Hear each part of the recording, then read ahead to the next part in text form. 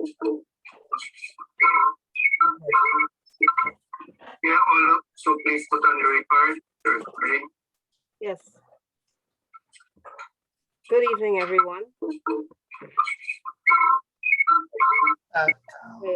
some feedback. Yes. Good evening, everyone. There's some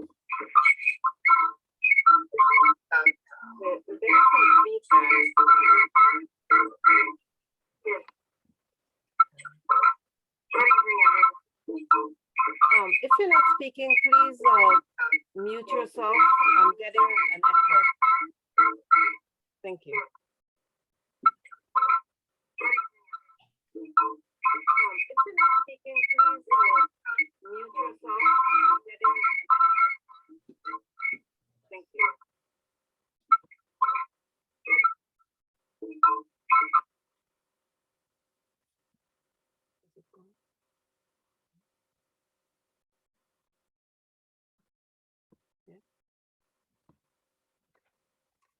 Thank you, everyone, for joining us.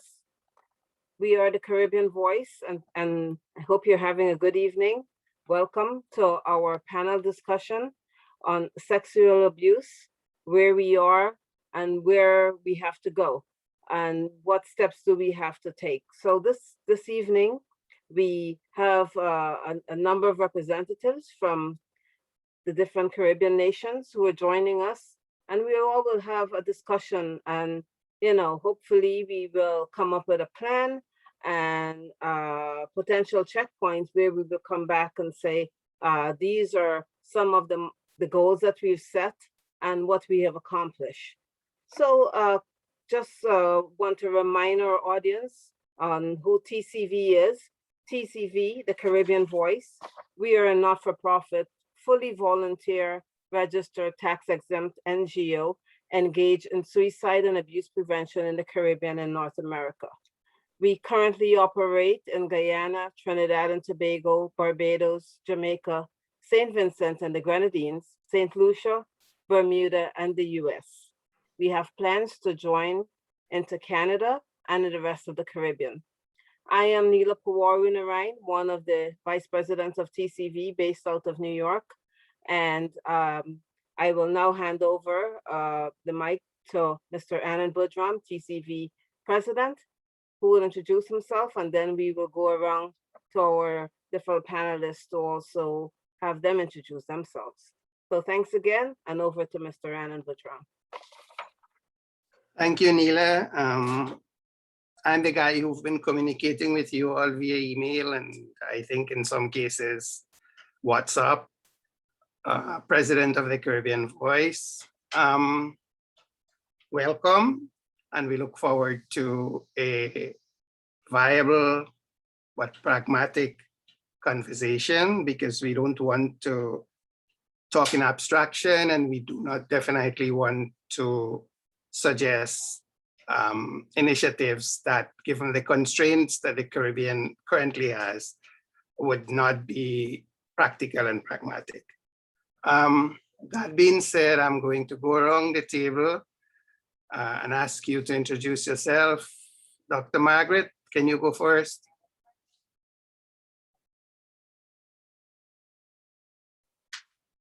You were.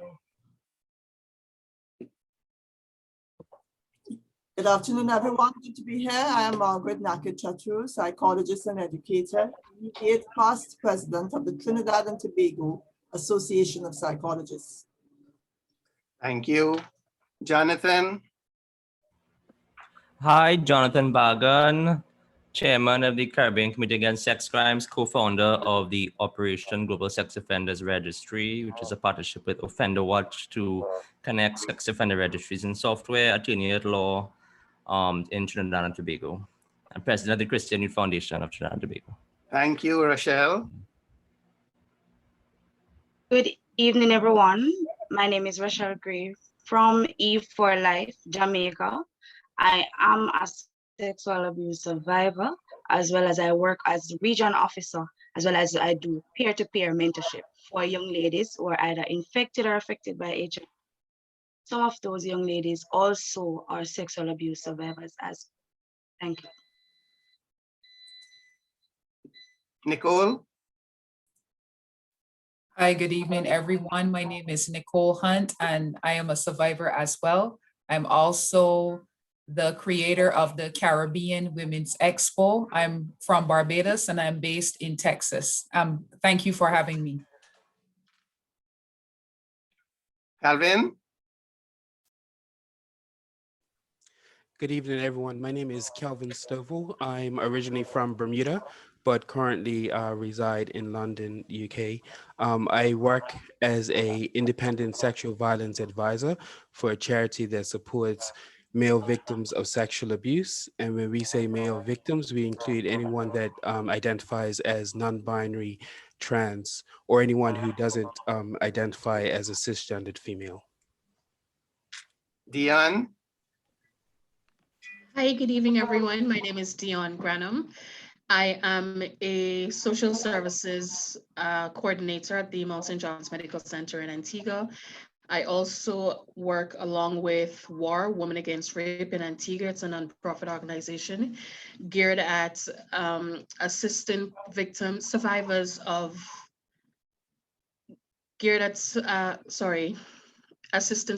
of domestic violence and sexual abuse. I am also a director with WAR, and I do volunteer work with other organizations. Denise? Denise, you there? Hello, good night, everyone. Where is your Yes, video? good night, everyone. So my laptop is having some technical issues. Very sorry Okay. that this has happened. Yes. So my name is Denise Carr. I'm the executive director of Denise Carr Foundation. At SUCOS, our team advocates for sex workers' rights, to access health and social services. Also, we advocate for equal treatment in society and the decriminalization of sex work. And you from? Suriname. Suriname. Nicolette? Good evening, everybody. Hi, I'm Nicolette, the owner of Creative Therapeutic Healing Services. I am a psychotherapist and an addiction counselor and a trauma mental health therapist as well. I reside in Barbados. Thank you all. So there we've met everybody, albeit it's a kind of a bird's eye view.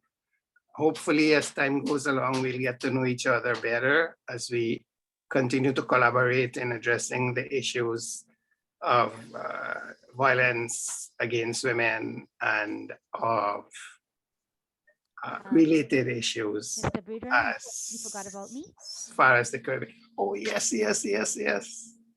I wasn't seeing you. Yes. All right, go ahead. Good evening, everyone. My name is Razia Swan, and I'm also a survivor. I am from Bermuda, and I currently am an advocate, and I also volunteer with the Center Against Abuse. Thank you, Razia. My sincere apologies. I saw you and then I didn't see you and I kind of oversighted. I apologize for that. Raise your volume a little bit when you speak, okay? Yes, I apologize. I am actually having some problems with my mic, so I will try to just elevate my voice. Okay. So sexual abuse, what exists, what works, what is needed. Perhaps we can start with the first part of the discussion, and it's free flowing, so anybody can jump in. But I want to start with Jonathan, because you might have a bit more knowledge, at least as it relates to Trinidad and maybe some other parts of the Caribbean, as to what currently exists in terms of prevention of sexual abuse, and what among that you think works. We leave the part of what is needed to be done later on, but let's see, do we know what exists? Do we know what works? Jonathan, before you go, Jonathan, Dr. Barnaby, are you there? Okay, she's not there yet, so go ahead. Thank you so much. So let me preface this by saying that from my 7 years of experience working with survivors, what is essential and what is lacking is victim support. So just a couple of weeks ago, I help a group of women who were abused by probably a serial rapist who is a photographer, and they came out on Instagram and social media, and it was a huge scandal, and well, lots of people shared their experience, and then he threatened to sue them. So I had to protect them from a lawsuit in his civil courts, and then encourage them to go to the police station and make a report to bring him to justice. So that is the kind of thing that is on. It's the lack of support. So women who don't get that legal support, the education about their rights, and don't have the Rape Crisis Society in Trinidad and similar organizations exist in other islands do provide some of that support, but there needs to be more funding. So that is a critical issue, and the judiciaries, we need to implement the model, like the model courts. The Caribbean Court of Justice has, I can't remember the name of it, but it's like a sexual abuse court specifically for those sorts of offenses. So what we do have, Jamaica, Trinidad and Tobago, and Belize have a sex offender registry law. That's what we do have. And the rest of the of CARICOM and other islands need to pass those laws. And I have sent, yes, the Jurist Project. Thank you so much, Dion Granum. So, well, we need the model sexual offense courts so that we can, and especially try to get those cases done in like a few 2 to 3 years rather than the 10 years it takes, 10 years plus, so that the victims and the survivors can move on in their life and get justice in a reasonable time. That's critical. Well, those three things were mentioned in the list I gave you: victims, sexual offenses court, support networks of victims, and registry. And we'll come back to all three of them. But is there anything that currently exists that works in your knowledge? That works, that, well, legally, socially, in terms of mechanisms? Well, the law on the books, while I am pushing for a specific amendment to sexual offenses, offenders registry to implement what I call the Global Sex Offender Registry, where we will plug in Trinidad's sex offender registry into America's in software, so that we can track sex offenders crossing borders. And we have an app called the Safe Virtual Neighborhood, so that if a sex offender messages a child on their phone or calls, or the phone's GPS, like your child's phone goes to the address of a sex offender, you will know. So that's the next level. That is the future. But the laws that are existing, there's some loopholes here and there, but they do work to at least charge rapists and serial rapists and human traffickers. But the issue is how quickly do we dispose of those cases, and what is our rate of success? And once the cases are disposed of, does that in any way contribute towards prevention? Of course, when that rapist goes to jail for 10, 15 years and he comes out and he goes on to the sex offenders registry, so the police know where he is at all times, and when he leaves the jurisdiction, we know where he's going. It creates a safety net when we catch them. Dr. Margaret, can you jump in there? What currently exists, what within what exists works? All right, good afternoon again. Jonathan spoke about having victim support, and I think that's the tail end of the entire discussion.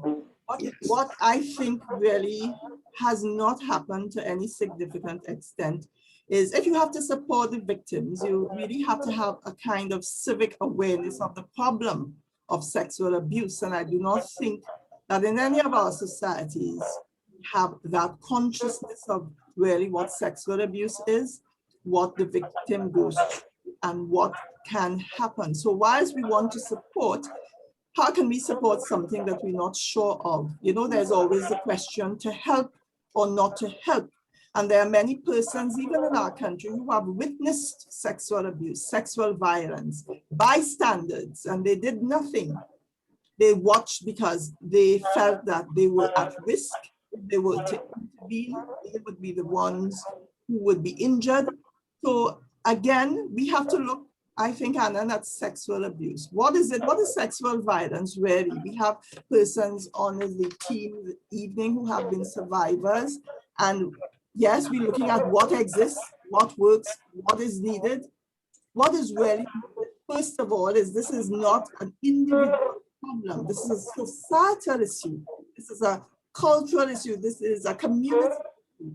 And we have to get that consciousness knowing. I know that we have some NGOs in our country, the Coalition Against Domestic Violence. We have the Rape Crisis Society. We have the Break the Silence, Ends Child Sexual Abuse. So we have NGOs against domestic violence, but to what I think hopefully we can get out of the discussion this evening, whilst we have things existing, to what extent or to what significant extent are they really putting a dent in the issue? Now we have, I think, recently coming on board as a couple of years ago, the Gender-Based Violence Unit, an arm of the TTPS in Trinidad and Tobago. And it's working, I think, up to a point. Women can file their reports. There's public awareness of the issue.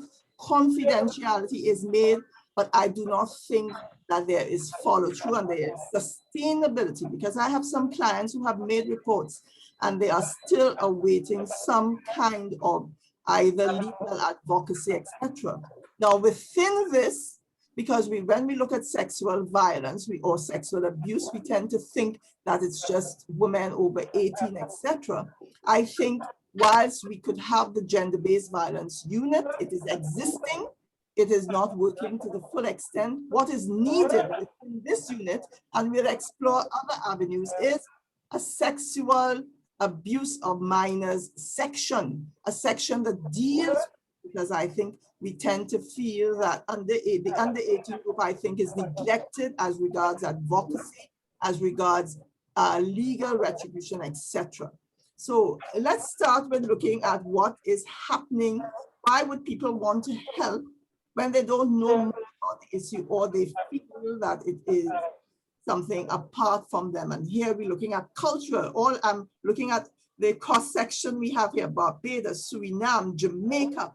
What are the cultural issues that we tend to ignore, that we have been ignoring, and that we really are grappling with? Okay, we're going to come back to that question, as well as the issue of how do we develop the consciousness that you talked about. You did mention 2 additional strategies there that we will also come back to. Dr. Barnaby, are you here? You need to unmute.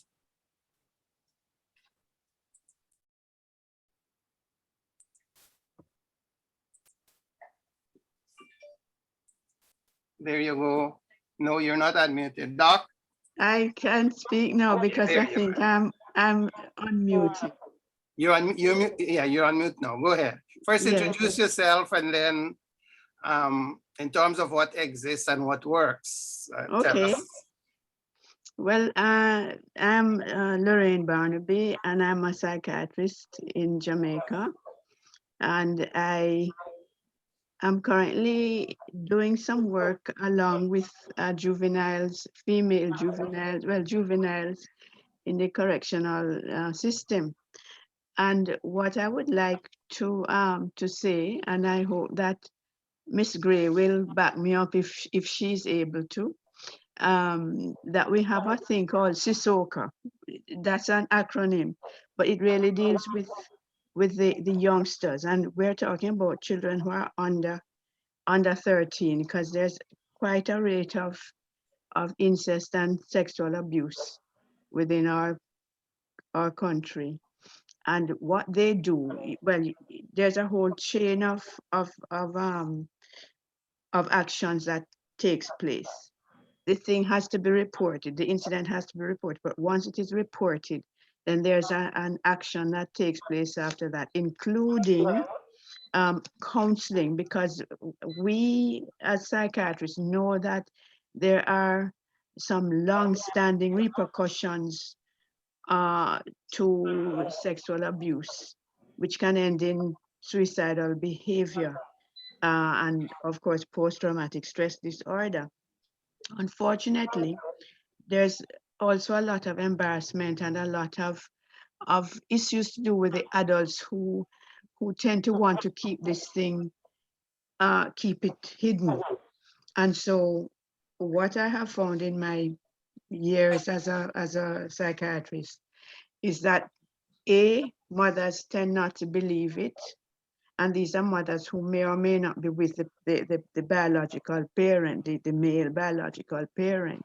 But more often it's to do with a boyfriend or somebody who is in that home and who takes advantage of the child. And of course, it's not just girl children. Sometimes boys are.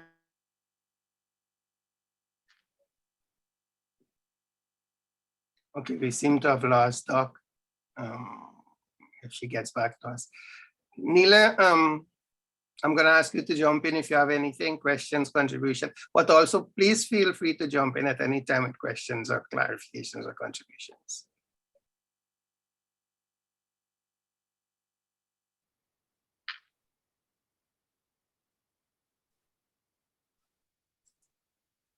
Okay, we're having a problem with sound. My apologies. No, Mr. AB, I would love for the rest of the panelists to voice their, thoughts on this same as we go around and give everyone a chance. So no questions. Okay, I can go next if you could hear me. Thank you. Okay. Go ahead. Sure. I'm just wondering if there is any conversation along this line in the school system.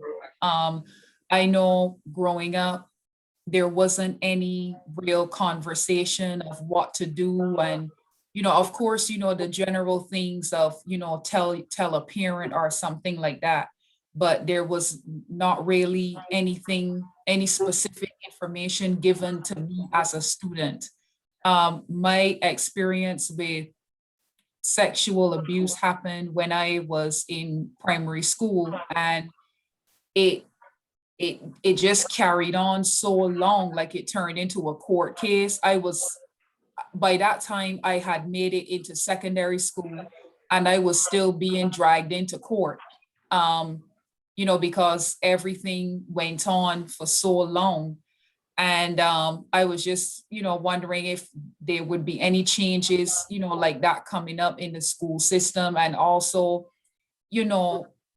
like just for me to have to explain to maybe a teacher or, or for my mom to have to say, well, my child has to go to court because of this and that, because back then you just couldn't say, I have to miss school. You had to give a explanation, And one thing I also wanted to add was that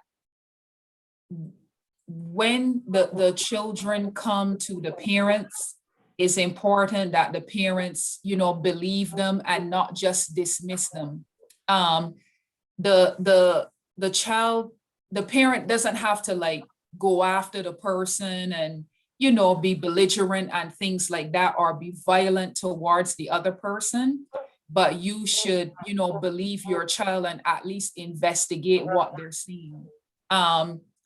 Some children, they might feel like they can't say anything because the parent would not understand or would not respect them or believe them because of whatever situation. Maybe the parent is depending on that person's financial income or that person providing for them in some way.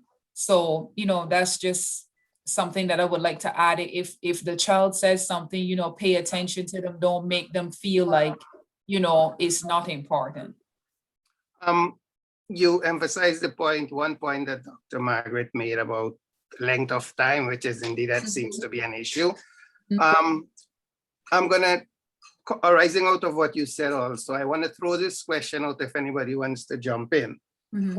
Research says that generally a huge percentage of sexual abusers are family members or people close to the family. And I think Dr. Margaret mentioned that there is the tendency to sweep under the carpet family, misplaced family honor, or whatever it is. Is there anybody who wants to kind of, if you want to jump in with respect to that, please feel free to do so. Hi, so Rochelle here. So in respect of your question, yes, in terms of, we do have more family members targeting, preying on our children.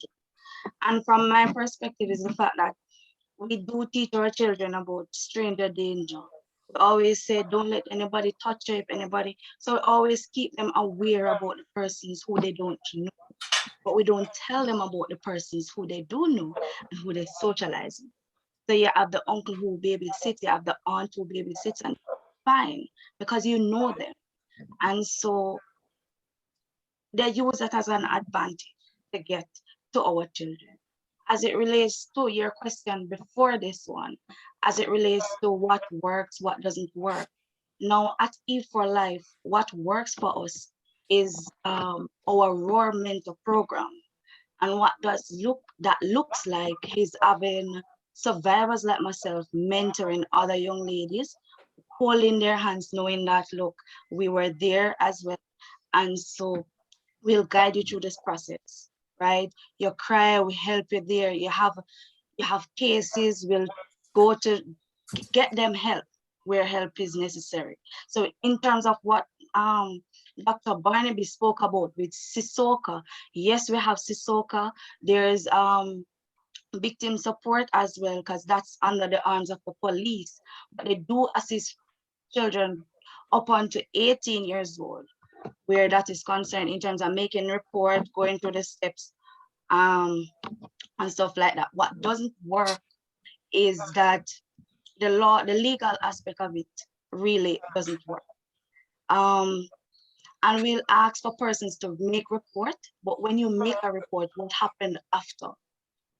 You get a slap on the wrist. So just like how you can speak about, yes, let them come and we'll arrest them, but after the arrest is made, why is it that you have to be pulling to go to court for how long before you can get justice? I never at all you getting justice, right? And so the system continues to fail us as survivors. And we'll continue to face this issue until we start to address the legal aspect, being honest about it, and not just play and push it under the carpet. We are failing as a society. Right, Rochelle, we'll come back to you with respect to how do you think what could be done practically as far as changing the system so that it works better. The question I want to ask you as a follow-up to what you've said a lot of good things that you guys work for you guys, but most of it seems to be reactive rather than proactive. Is there anything that you know of that proactive, like in prevention rather than mitigating after the person has been victimized? So in terms of, even though I said it works for us, you have being proactive. As a mother, being a survivor, as a mother, it's my duty to protect my child. And so having mentors, empowering these young ladies, so it's not just saying we have just 5 persons and it stops there. No, we are advocates. We are empowered young ladies going through beyond to target persons, empowering them as well so they understand what sexual abuse is, what it does, and what can happen. So on a day-to-day basis, it's our duty as a survivor to break the silence and to help other young ladies as well. So being proactive in my daily life is ensure that my child and my family is protected. And so they can understand, starting from home is very important. So when you start from home, at least my child is empowered enough to go to her classmates and can share that information. So it's not just about you or myself. It's about us having the information and can pass it on to everybody that we come across to. And for me, that works. Calvin, do you want to jump in here? Yeah, sure. So it's a few points that I just wanted to touch on. I agreed with what was said earlier about being able to understand what sexual violence is. I think that's really important for not only for us to understand what it is, but for us to start expanding what we mean by victim and perpetrator, right? So a lot of the conversations around sexual violence is usually very gendered, where the victim is female, the perpetrator is male. And that leaves a lot of victims out of the story and unable to access support just because they're not seen in that perspective.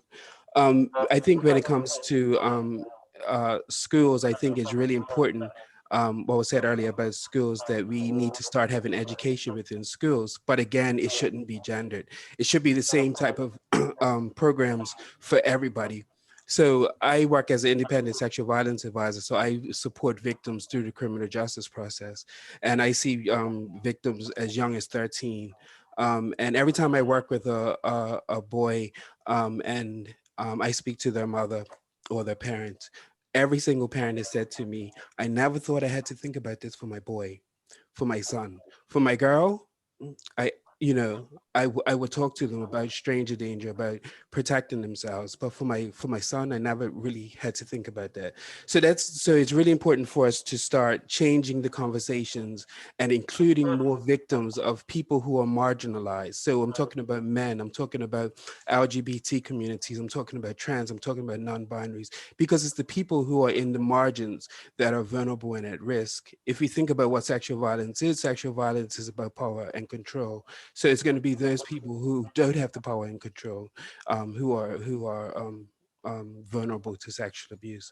And I think that's really important for this type of conversation, to have an open conversation, to include as many victims as possible. What works for us in the UK is I've mentioned before, I work as an independent sexual violence advisor. So it's a role unique to the UK and Wales, where we are advocates. We're independent from the criminal justice system. We're independent from the police system. We work with survivors who are wanting to go through the criminal justice process. So we basically hold their hand. We give them emotional and practical support going through the process, because we all know victims, when they're going through the criminal justice process, that can be just as traumatizing as the actual sexual abuse. It goes on forever, so they really need a lot of support. So we provide that support with them for as long as the case is going. And we found in the UK that more people, once they do report the sexual violence and go through the criminal justice process, that they actually stick to it. So it's not only about reporting it, but it's about actually seeing it through. And what we found is these advocates, these independent sexual violence advisors, helps increase people sticking with the case and get to the end. Okay. Can I add one yes, more? Yes, go ahead. Prevention. Another important part of prevention is people holding other people accountable. There are a lot of people who know that there are males and females who sexually abuse children, and they say nothing about it. How is it possible that you could have this information, you gossip about it to other people and other family members and stuff like that? I mean, you're in church with this person, you at the rum shop with this person, you work with this person, and you know that this person is a sexual abuser. Holding them accountable for their actions would help to protect children against abuse and also incest, because a lot of people know about it and they do not say anything, and that's not a good thing to do. Well, one of the things that we'd have to think about, so it's good to say we think these are the things that need to be done, but there's also the question of how do you get them done? What mechanisms you're going to put in place? There's the issue of funding, there's the issue of whether government needs to be involved. So let's think about that, because we will come back to it. We still have to hear from a few more people. Denise, you there? Denise? Hello, yes, I am. Yes, I am. Can you jump in at this point? Yes. In regards to our previous speaker, right? Because I'm having a little bit of technical difficulty with connecting. Okay. But however, in regards to the community, the marginalized community, I would say that there is a lot of challenges that marginalized group faces, because even though sometimes that you may report these cases, they don't take it serious. I find that a lot of organizations or like government institutes are not sensitized to dealing with a lot of marginalized groups. So in my point of view, I would totally agree with the previous speaker as to what he was saying, because I'm also from a marginalized community, and I can say in my experience, I faced a lot of challenges when reporting cases. For example, if a sex worker would go and report that someone rape her or something, it is like, why would a sex worker report rape when she's selling sex? So even if they take like a statement, nothing else, no follow-up, nothing else come out of the issue. I'd like to comment on something Nicole said as regards witnesses to abuse. In 2019, the Trinidad and Tobago, and I know Jonathan knows this, the legal system, we looked at the Sexual Offences Amendment Act. I was part of giving some guidance there as regards from a psychological point of view, so that bystanders and witnesses to sexual abuse and rape of a minor now are held accountable, are prosecuted by our legal system. The creation of a national sex offender registry has also been created. Hopefully that would have some sort of significance going forward. On the sexual or on the sex offender registry, what I think needs to happen is even in sexual abuse cases undercover, and when I say undercover, I mean under the cover of domestic violence, because many times women who are raped within their own households, it is not considered sexual abuse in any major form. And I hope going forward that these men would be added to these sexual, or would be considered sexual offenders, and not just husbands who have abused their wives, but sexual offenders. Yes, Jonathan, I see your hand up. So I want to just comment on what Nicole said, that in our country, we're looking at revised legislation. These offenders have to report, hopefully, to the nearest police stations. I don't know how effective it has been, but I also believe coming out of this, because the legislation exists, it appears to be working, but what is needed, I think, is investigators with specific training on how to handle sexual exploitation, sexual abuse, and sexual harassment. I do not think that we have investigators who know how to do this. And that would have to be, Yes, thank you. before you come on, Jonathan, given the logistics and resources involved, that would have to be an initiative of the government. Are there NGOs that have the wherewithal to be able to have train those people and have them operate? Your question, Annan, is do we have NGOs with trained personnel? No, my question is, you suggested people being trained, et cetera.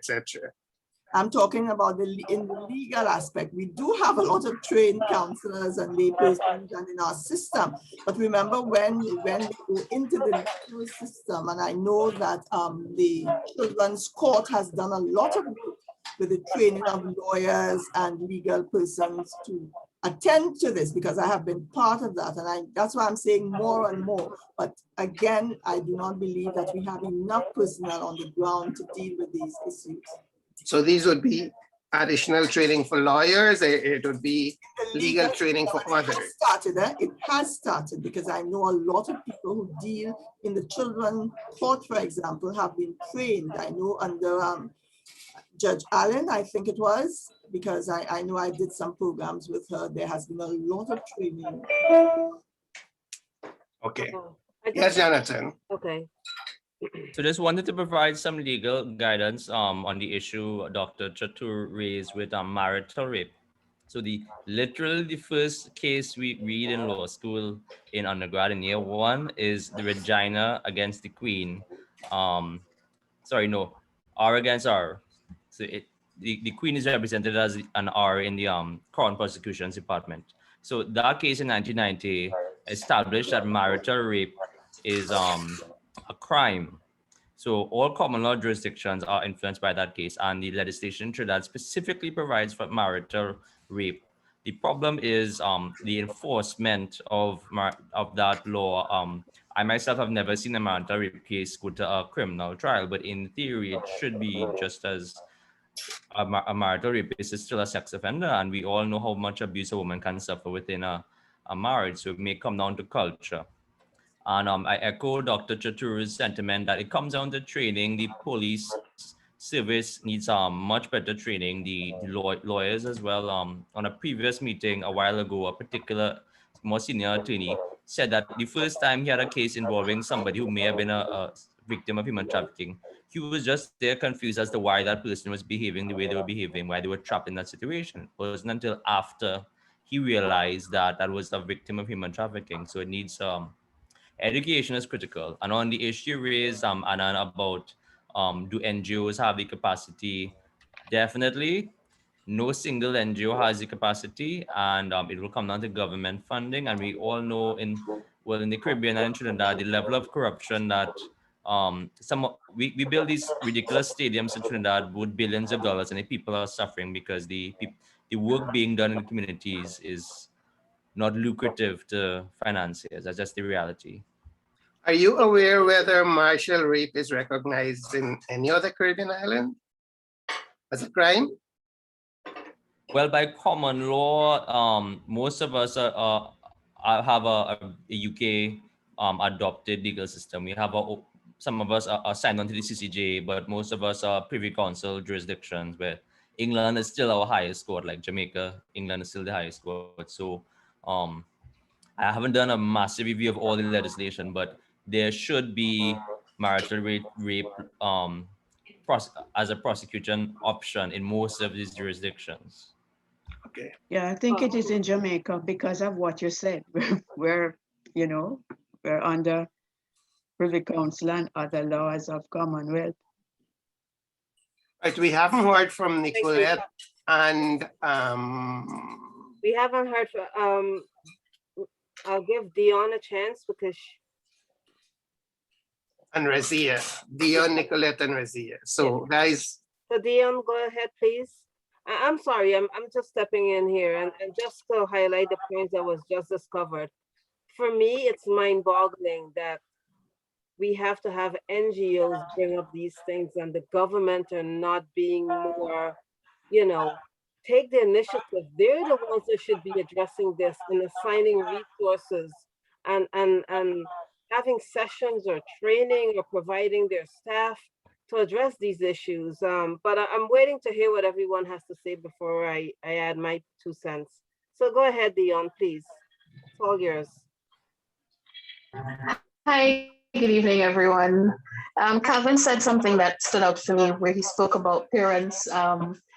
They are prepared to speak to the daughters about things that are happening, but we're not prepared to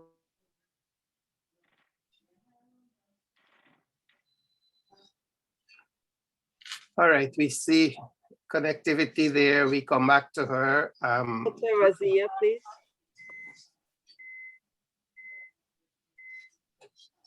Assist them in catering or caring for their children in a way that can allow the child to heal in a really healthy way. We tend to focus on the children or the younger person and we ignore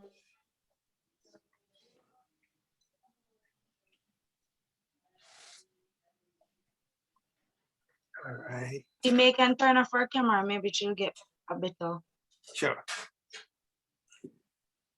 connectivity. and that without the education also that the parents tend to they tend to try and bargain with the perpetrator and or the abuser, and that is not in the best interest of them or the children.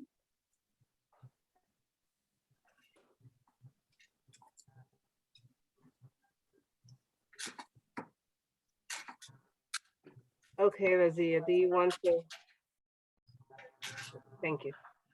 Sure, I would like to say hello to everyone. And I want to say that unfortunately, in Bermuda, child sexual offenders are being prosecuted. There is a big focus on this in Bermuda, and I would like to say that we are pleased with the way that has progressed in recent years. As far as adult sexual offenders, um, of course, it's more challenging. We do have a sex offense register, but it's actually not public. It has to be accessed by special request. Okay. We also have a vulnerable persons unit within the police, which in the police force, which will assist victims of sexual assault, and that goes for victims that are children or adults, or seniors. We also have sexual assault support networks. We have the sexual response team, which offers support to survivors. We also have an ongoing hotline, which offers support to survivors.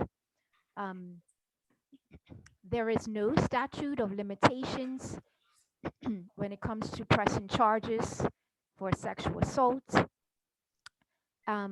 What we actually do need in our community is more training.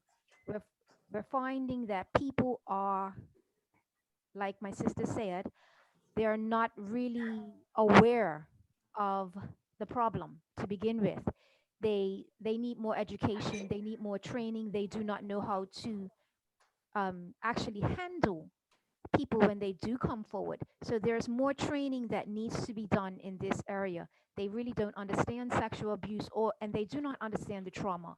So our focus at the moment is trying to get more and more people trained, and this includes schools, children, teachers, the police, healthcare workers, judges, lawyers, etc.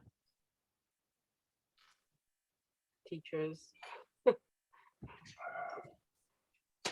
Nicolette? Oh, sorry. Razia, did we hear from you? Yes, we just heard from Razia. Nicolette, please go. All right. Hi, good night, everybody. So I do agree with everything that everyone was saying. Right now, here in Barbados, we're really limited on a lot of support in terms of victims of sexual abuse. We have one NGO that is fighting really hard to fight for victims, whether it's through domestic or even at work, sexual abuse. However, I agree with what Neela was saying in terms of the NGOs needed the support from the government. That is a struggle that we here in Barbados are having. And as much as the NGO is fighting to have the financial support to help victims, because we have a lot of victims who are just stuck in the household and not able to leave the household. There's no space for them. We have the Jabez House. We have Marina House, which is also for women who are addicts as well and do go through domestic violence and sexual abuse. And then for the juniors, we have the GIS, Government Industrial School system. But however, there is no financial support. There's not enough, what's the word? Marketing in terms of understanding the pain and the trauma that these victims go through. So a lot of persons are reaching out for help, especially in the trauma field. And then families are stuck without any means of support from government or from the teachers. The teachers are unable to help the students that go through it because the children still have to go to school. So there is a lot of challenges that we have here, but the fight is still going on. But there's some mitigation that needs to be done. And as a therapist, I do have persons that are reaching out to me for help, but there's so much there's so much I can do. So then I reach out to the NGO, and there's so much they can do. But for the island, we do need a lot of support here from government or even other private investors to help in saving lives of sexual abuse. So those are the few challenges that we have here in Barbados. So yeah. very small prevention plans, very small, but we're still working on it. That's it. All right.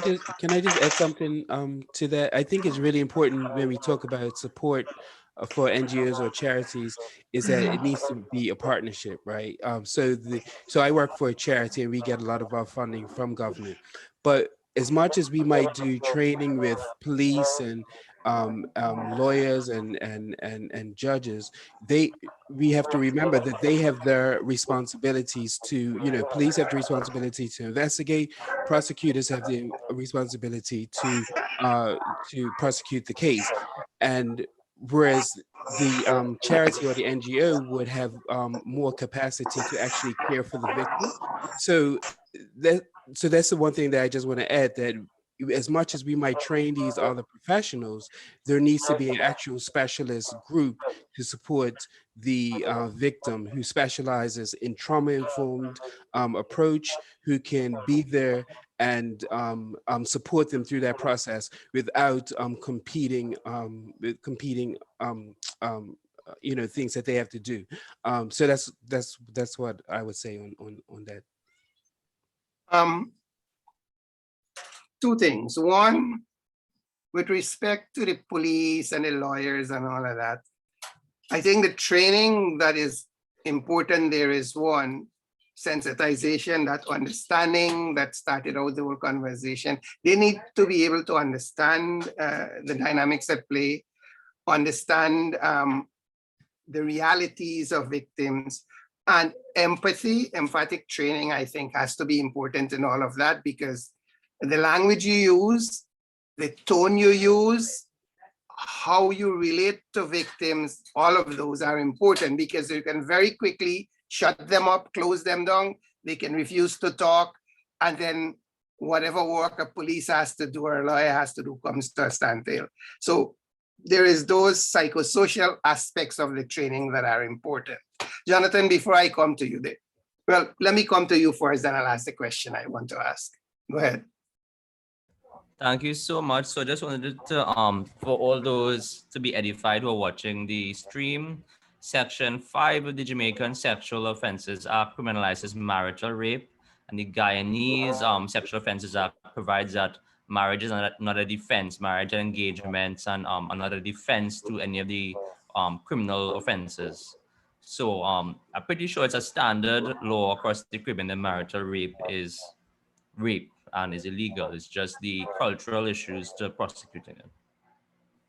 All right, Dr. Lorraine, Dr. Barnaby, you want to say something? Well, I put it in the chat. I was talking about the importance of taking it right down to the family and ensuring that how you bring up your boys and your girls is very important, and it's basic to how we are supposed to live in a sexual abuse free world or mitigated world. So Michael Abrahams wrote this article. I think the date of it, because I have it in front of me, Tuesday the 13th of April 2021. And I would urge people to go to the Gleaner website and check it out, because he talks about issues of consent and not to link financial assistance with women or girls consenting to sexual. No, it's not an invitation for sex and other things. So it's an important article, and it also reminds us that we all are in this thing together, government, NGOs, or various health professionals, and families, mothers, fathers, and other persons, extended family, all are in this thing together. We have been looking at, sorry, not we, I have been looking at things to do with sexual abuse and violence during 2020, which is when people had to be staying in, and it has created certain issues, a slight increase in violence. We see this in the newspapers, And perhaps it relates to, and I'm saying perhaps because I don't know for sure, when people are clustered together, a lot of the things that we normally do outside, that we value our ability to go out and do all sorts of things, including going to visit our other sexual partners. And I'm looking at the men, although it's not restricted to men. No. And they turn in and they get angry at their persons who are inside the home, and it results in physical aggression, sometimes even unto death. And so it's forcing us, these COVID times, they're forcing us to recognize the importance of having outlets, all sorts of outlets that we usually take for granted, but which are very important and which we have to still, because I think we're still in lockdown in some places. We have lockdowns here in Jamaica from time to time, and we have to be aware of the importance of having things that help us to keep ourselves sane and balanced, and not be turning into persons who are meting out aggression on other people, including our families. Yes, Dr. Barnaby, that's a good point. And that's one of the issues with the lockdown and students being in lockdown. I know it's been discussed here a lot in the US, and I'm sure it's the same that applies anywhere else. Part of, one of the pluses of students going to school is that they can confide.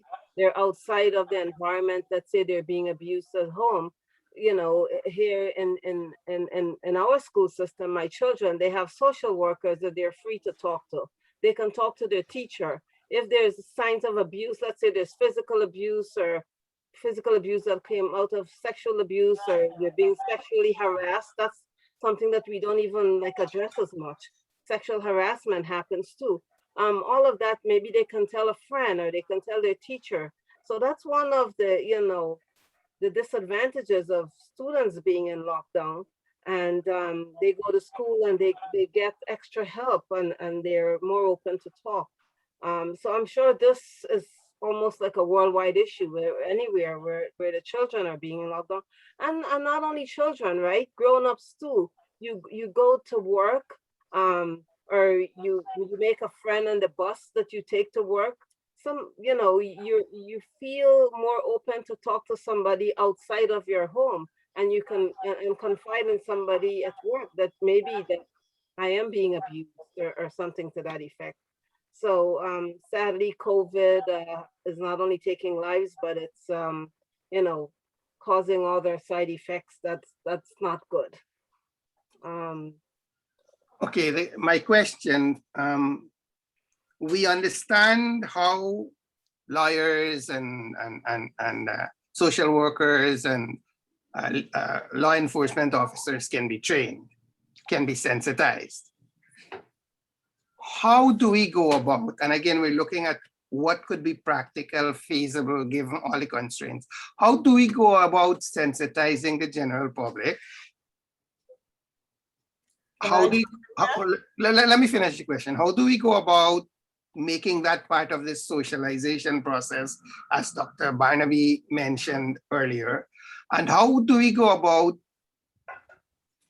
mandating people who are aware of sexual abuse to do their duty by reporting it? What mechanisms who would manage all those kind of things? I would like to say that I would like to say, first of all, let's start by making it okay to have the conversation. We need to remove the shame, number one, and the blame of victims. We bring this topic up, and suddenly people don't want to talk about it. They don't want to hear about it. So the first step is to, first of all, remove the shaming and the blaming and make it okay to have the conversation. And then after you make it okay to have the conversation, let's start talking. Let's start talking more about it. That's the first step. Because first of all, people don't even want to talk about it. Yeah, I definitely agree with that. I would say maybe provide workshops or a safe space, for people to start the conversation. You mix it with, we have our online web series called Uncomfortable Conversations. And Nicolette has been one of our guests as well. I would say you have to mix it with some of the people who experienced it, some people who heard about it, and some professionals that would give them some tips. But you have to make it in a space where the people will trust you, and nothing from there would leave there. And I believe that would help to get it started. Anybody else? I'm sorry to be the fly in the food here. Who's Pies are delicious, don't worry. Nutritious, rather. All right, what is happening is I think we are avoiding the elephant in the room here, which is why is it that so many services or so much advocacy is done to other types of violence, to youth violence, juvenile delinquency, public health issues, HIV prevention. We have a lot of advocacy in things that people can have their hands on. What we are avoiding is really why isn't this topic really on the front burner? And I think it is related to the stigma around mental health. People really don't want to recognize, or they because it's such an invisible, something that is not tangible, they do not want to deal with it because they still cannot understand it. So while we want to have conversations and we talk about these grand largesse ideas, first of all, we have to recognize that sexual violence, survivors of sexual violence have so many mental health issues that are ignored: depression, anxiety, impaired interpersonal relationships, moving from childhood into adulthood. They have parenting difficulties, eating difficulties. A lot of them are into substance use. And we have to start from the cultural aspect, as I said at the beginning, raising awareness that this is an issue. How can we have conversations about something when people don't recognize it as a serious issue in our society? It is a public health issue. Many persons don't see it like that. A lot of our resources, government resources, go into these women who are not educated, go into these women who have been victimized, beaten badly, women who suffer with long-term difficulties, high blood pressure.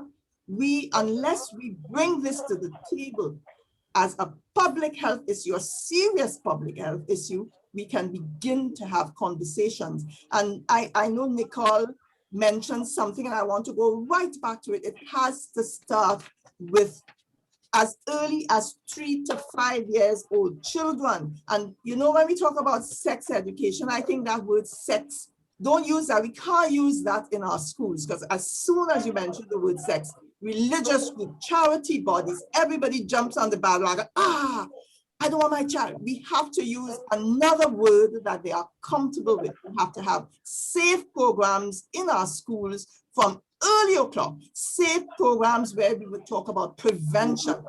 In the Caribbean, I tell you, we look at post-prevention. We look at when it has already happened. We want to intervene when it is going on. We never, ever look at prevention. And this is where it has to start. It has to start from early, where we begin to sensitize not only our children, because somebody mentioned the parents got to do this. Many parents that have interacted with, especially of victims of child abuse, they said, well, I went through that. I got through it. She could handle her stories. She can go through it on her own. He can do it on his own. Man up, tough up. No, we have to change the narrative. We have to change the conversation where this issue is brought to the front, because I find for decades, we talk about legislation that should have been there long time ago. For decades, this has been an issue. Why has there not been a greater dent, a greater drop? And it is because we continue to hide behind that stigma. Don't let's talk about it. Keep it private. Shh, shh, shh. And I think that has to come from our NGOs, especially from our social media platforms. We have social media which is invading everyone's home. What are people talking about? They're not talking about the issue. So that's my thing. Yes, we want conversations, but it has to start in looking at the cultural systems and norms and how we converse about the issue. Thank you. I like that you raised the idea of attitudinal change, re-engineering our attitudes, because you're absolutely right. If the attitudes are the same, then conversations become exercise in futility. Somebody raised their hand just now? Yeah. All right, Calvin, go ahead. Yeah, I just want to add to that. I completely agree with what the doctor just said, but I think we also need to start expanding what we mean about, like I said earlier, about who is a victim, right? So we're talking about having these conversations of sexual violence, but a lot of our conversations, a lot of our language excludes a lot of victims, right? So we talk about, I said this earlier, we talk about female, victim, she, perpetrator, he. This is not the, this isn't reality for not a lot, but for some victims. I'll just give you some statistics. So 50% of gay or bisexual men experience intimate partner violence. 1/3 of lesbian and bisexual women experience intimate partner violence. So it's like these are numbers that are high that we need to start talking about. Men in the UK, we say that it takes an average between 26 and 30 years before men first discloses his experience of sexual violence to anybody, right? Why? Because they're being silenced, because of the conversations that we're having around sexual violence excludes them. They don't see themselves in the narrative. They see themselves only as the perpetrator and not as a potential victim. A lot of these men who've experienced sexual violence have concerns about their own behavior. We talked about mental health and their relationships going forward. Well, they're impacted by their own sexual violence, right? And they're concerned about the relationships they have with their partners, with their children. So a lot of the men that I work with are insecure or concerned about the relationships they have with their own children because they've experienced sexual abuse as a child. So we need to start recognizing victims, all victims, the marginalized, the people who are harder to get to, because once we start addressing all victims, that's the only way we're going to solve this problem. We need to start addressing all victims and seeing all victims as equal. And we need to change the language. I noticed Dr. Barnaby mentioned family life education. I think that is a program that takes place in some schools in the Caribbean, in schools in some nations in the Caribbean. I know that in Guyana, there has been a push for a while now for sexual abuse, gender-based violence, and suicide prevention be included in that. There was some Caribbean Voices at some meetings years ago, and there was some sort of suggestion that they would be, but nothing. So perhaps that may be one way to go, but it would need, I would think, more than just one organization. It would need organizations coming together so you can build the lobbying effort and increase the pressure on the government to begin to add those kind of issues in family life education that is done in schools, and where it's not done, maybe to lobby to get it introduced. And then we have HFLE in the schools, health and family life education. That is in all of our schools. It does not work. And I have been talking to teachers who are supposed to be teaching this, and it doesn't work because it is not examined to any extent. For example, it is not on the syllabus as a subject to pass or to be examined. So the teachers do not teach this, they say.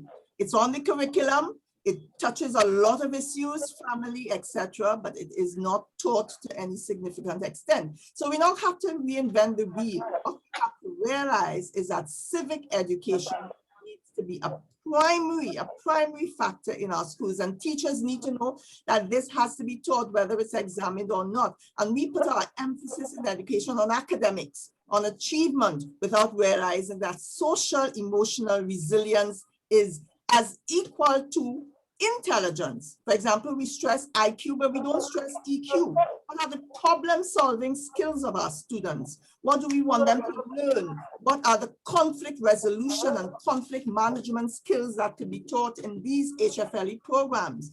If there was a national consciousness that placed that at the front burner, then I imagine that HFLE, which already exists in our schools, can be of significance.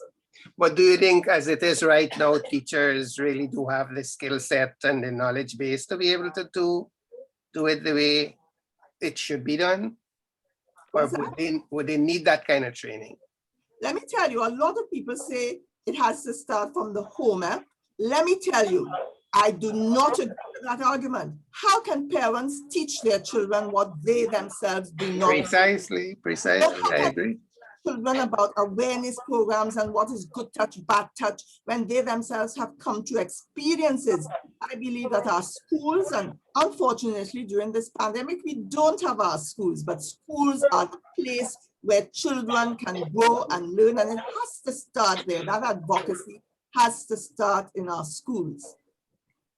And parents, I would assume, can also be trained in the schools if they harness the capacities of the Parent Teachers Association.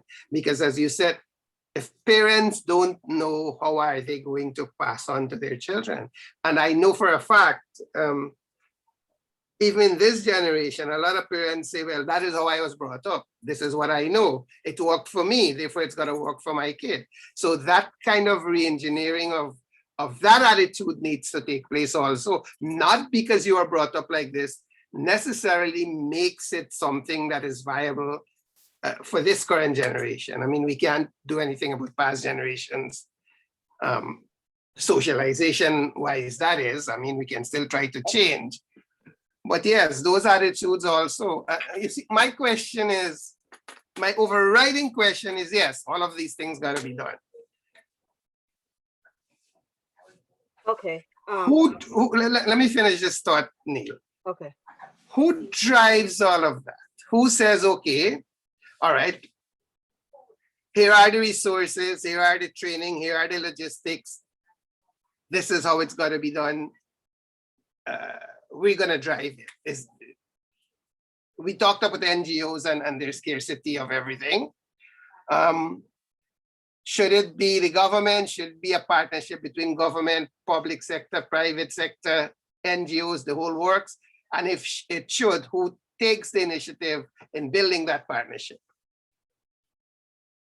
Okay, I'm gonna step in here. I don't want to be controversial, but why are we leaving out our religious organizations from this mix?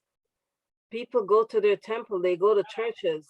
Why is this such an important thing not being addressed in our, places where we worship? But at the same time, I see two raised hands, and I just want to read a few comments from Facebook. So we're engaging our audience also. I have Melanie Hall. Thank you everybody for watching. Melanie is saying, thank you for doing this show and shedding more light on this issue. This is very serious. I commend the panelists for addressing this issue. That is not an easy subject. And then we have Ms. Davis Suzette. She's saying, good evening and thank you for having this meeting. This topic has been shunned from our Caribbean community for a long time. I just want to know, what role does the Caribbean Voice play in bringing change? So we'll address that at some point. Are you trying to bring more awareness to the public? That's yes. Or are you trying to get the governments to educate and enforce the law in various islands? I think all of the above, but we can talk more to that. And then we have E4Life saying, Child Care and Protection Act makes provision for mandatory report in the case of children. Persons can be and have been fined 500,000 or 6 months. We need more enforcement. Family members have faced the court. However, there's need for great action. I want to hand over to Russell and then to Dion, because both of them have Dion hand was raised before mine. So okay, go ahead, Dion. My apologies. Hi, good evening. Margaret Chatter mentioned something about the health and family life being taught in the schools. It's taught in schools in Antigua also. But my opinion, and this is because I have children too, and I listen to them speak, the teachers teach health and family life, but the children are learning faster than the teachers are teaching. So they're able to come home with stories or information that hasn't been taught in schools because they're learning from their peers. If we continue to allow peers to teach peers at this age, there's a lot of opportunity for misinformation to be passed on. And that means that the children don't get the information that they're supposed to, and they don't handle situations with regards to the subject that we're speaking about, sexual abuse and abuse, in the way they should. So we need to address the issue of how the teachers are teaching and the kind of information that our children are bringing home, because they're associating with other children who may not be getting that information from a holistic environment. How do we address that? Who addresses it? I mean, what strategy can be used to address it? I'm not throwing it out only to you, but to the panel itself. You see, when I started, I said that we want to arrive at a set of strategies that are practical, pragmatic, doable, can be implemented in the context of all the constraints that exist.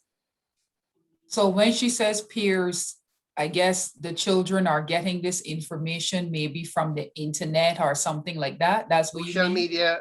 Okay, significant in internet that has respect, social yes. media. And a So lot of something it is to- alternative facts, as one of Trump's person had defined them. Alternative Okay, facts. the only way to realistic way to help mitigate that is the parents will have to limit the children's time on on social media and internet and stuff like that. But that is a whole process within itself. There are certain things that you could put on your Children TV. are also learning from their parents. Oh, parents. Okay. I thought you said peers. Okay. Well, the ones that are bringing the bad information to the schools are learning from their parents at home. So they're observing the parents' interaction, they're listening and they're observing, and then they go to school and share it with their classmates who are more innocent than they are because they're not as exposed to what's happening in real life. Okay, got it. Jonathan, can you jump back in and expand on that thought you posted there, parents as perpetrators? So yeah, it is And trafficking? important. It is important that the government play a major, the school system play a major role, because there are many cases where parents are the perpetrators of sexual abuse, and as young as 5 and 6 and 7, or with teenagers. One of the organizations I was in had dealt with cases where the father was selling his daughter in human trafficking on weekends, or the daughter would, and the other cases where parents are unaware, but the daughter at night has to go and earn money in prostitution. And, if with a broken family situation, when they're not monitoring their children, the child needs to make ends meet, so the child provides for herself. So there's that reality. And then, and of course, these sexualized teenagers and sexualized children then teach other children that a penis is going into their vagina every week, and that information passes on. So, and it may sound traumatizing to some people, but that is the reality on the ground for many children. So we do need a government-led approach, because, as I said, the parents may be the perpetrators, or whatever guardian, in case, say the child is an orphan or being raised by grandparents or uncles. Yes, the Caribbean Voice has found many instances of that in Guyana too, where poverty drives the situation. And in some cases, that's the only way of earning an income to put food on the table, which does not justify, but which is, as you said, is a reality. And I think, Dr. Barnaby, I'm going to ask you to come in based on your post there, but I also want you to talk about what I think is significant in Jamaica, is where taxi drivers and businessmen and so on entice the young ladies, the schoolgirls, using money as an enticement to get them into intersexual relations. Doc?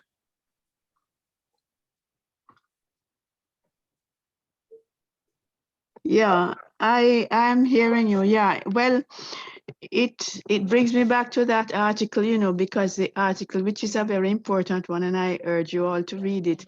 It talks about this thing of finances being used as an incentive to entice young ladies, and I mean school children and adult people, to be involved in this activity. But here's the thing: sometimes these drivers are very well, there's a story that I heard, and this is from one of the people in the center, the juvenile center, how she got tricked into this taxi, and it is only because the taxi had an accident why she was able to escape, because the man started to talk in a way that was showing that his intentions were very, very impure. But she got away. It is a serious issue, and what has been done, people are being alerted to the fact that you never can tell, and so you have to be, you hire a taxi based on past experience to this person. So like school children, what I found is that the parents will inquire, and they will hire the same taxi driver to take their child to and from school. And I suppose the same thing would apply to an adult. But it's a serious issue. And in regard to like the religious thing, it's a two-edged sword.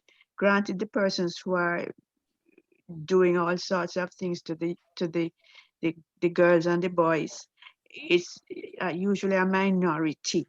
However, it still is a problem, and we know about the issues with the Roman Catholic Church over a very, very long time. But it's not just the Roman Catholics, it is every single denomination and outside of Christianity too. And so we have to take that into account when we're developing our strategies and our policies in respect of dealing with the issues that Caribbean Voice that you're dealing with, we are dealing with. And there was one thing, let me just finish this thing that I was writing. I was saying, and it's incomplete, but I'll just send it.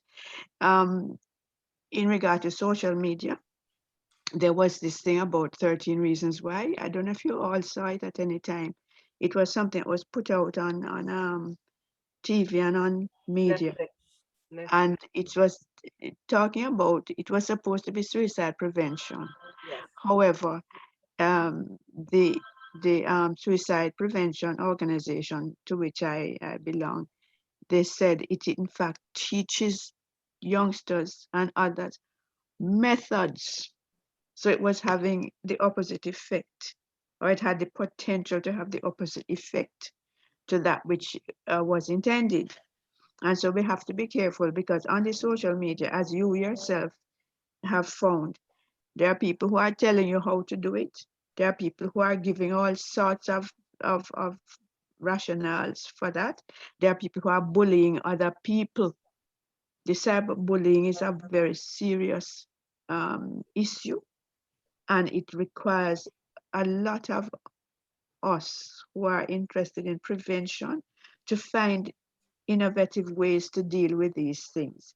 And we can try and deal with it within our region, but I think it is going to require a concentrated and let's say global approach to attacking this issue, which is, you know, it's current.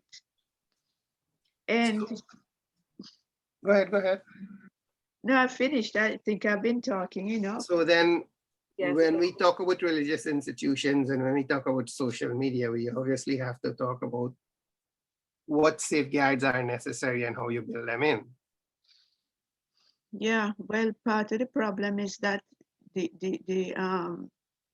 people who are in charge of the media themselves, they are supposed to have within them methods to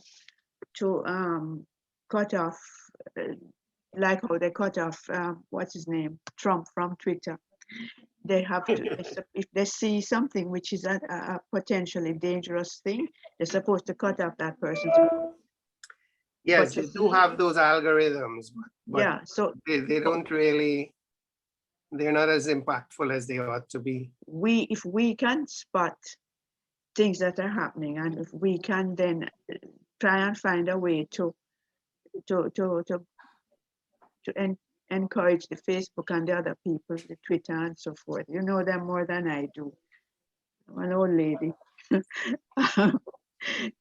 if you can encourage them to block this person from continuing to use the medium, whichever medium it is.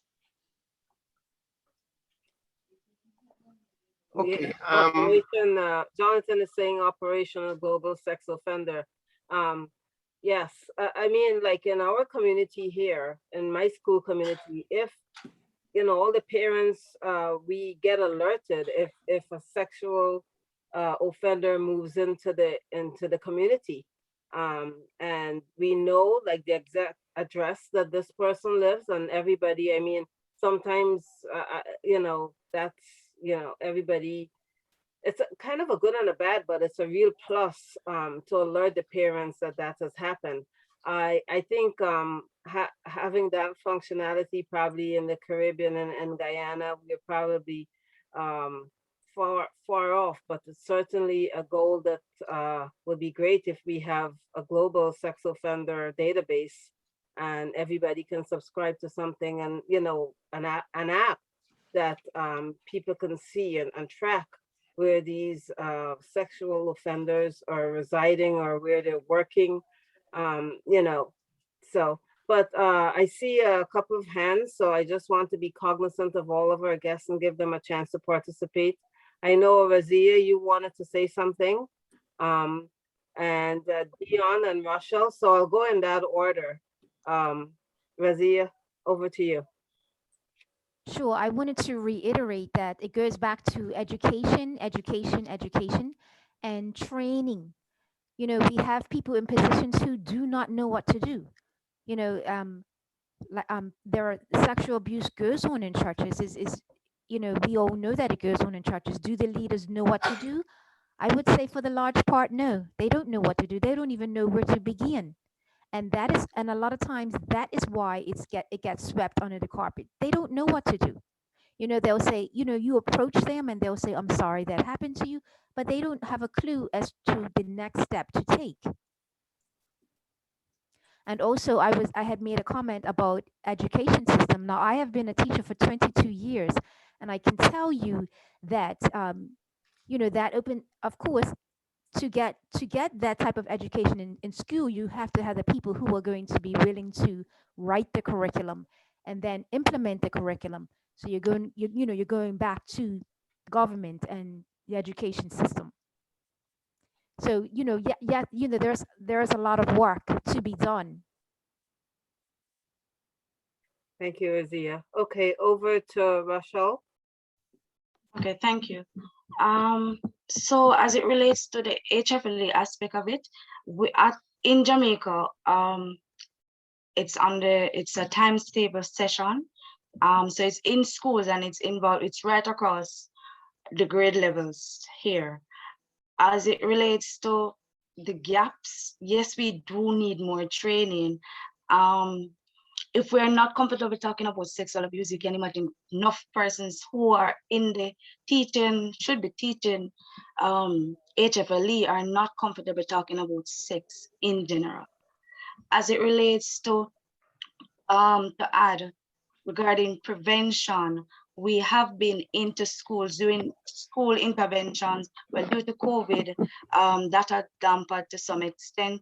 However, we're in the communities. First, when you ask about the trainings, yes, we have been doing sensitization trainings in Jamaica. We're across, so we have, if you realize on my shirt, there's a logo, which is no go there, which means don't go there in proper English. And so what we do is to target persons within the community. For example, we're in Truro, that's in Westmoreland. We're in Flanker, that's in St. James, Barrytown in St. James. So we are over the islands, reaching to young men as well. So we have young men as ambassadors, so they can reason with their friends, their peers in these communities to explain to them what sexual abuse is, how it affects. So yes, we have been sensitizing the population, and we do hope to reach many more. Quick question, Rochelle. Do you guys have any built-in measurement evaluation that tells you to what extent what you're doing is successful, if any? Yes, we do. We use, you have the measuring in terms of, we normally use a survey. So before we go into that community, we go by the statistics. So we'll know definitely why we are going in there before we go in there. And it's based on the higher rate of sexual reports, sexual child rape, while we'll go venture into that community, as well as we'll do a survey. And then after the interventions, the community interventions, we'll then go back after a time frame and do more surveys. So we'll measure it, see how effective it has been. And with these community leaders that we have, we're in dialogue with them. So we are on WhatsApp, we are in dialogue all the time. We also need to be aware that, you know, within our community and within the leadership, even the leadership of our community, you know, they are themselves victims, and some of them are perpetrators. You know, so we, you know, the dynamic is so complicated, you know what I mean? And that's what makes this topic such a difficult one to deal with, because you don't know who is the perpetrator and who is the victim, and they're all woven throughout our community. Yes. Somebody else? Yeah, we go to Dion, please, Dion.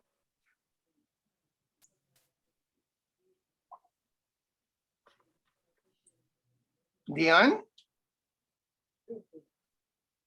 I think she's still struggling with her connectivity. Oh, I think she's gone. Oh, okay. Oh, yeah, we can't hear you.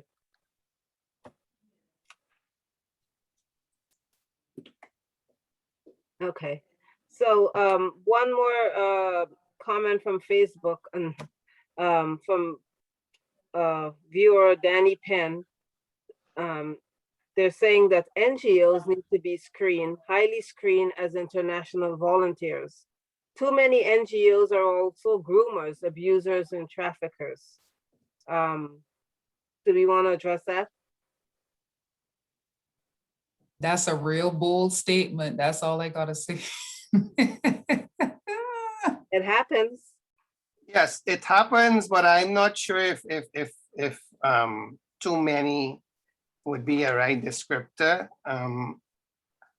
NGOs generally, and I've worked with a lot of NGOs, as have most of you, have people who are sincere and passionate and do want to make changes.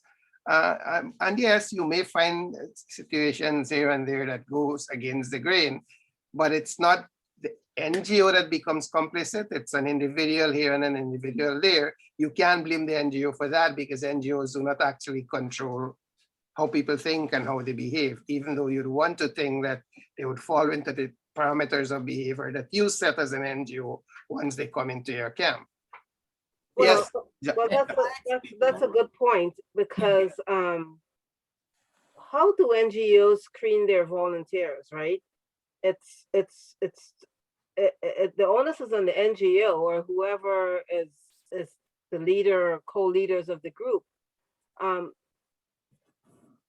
Do we stop to screen our volunteers, or are we so happy when somebody comes on board that we say, yes, we get a new volunteer, okay, I'm going over to Jonathan. There should definitely be screening involved.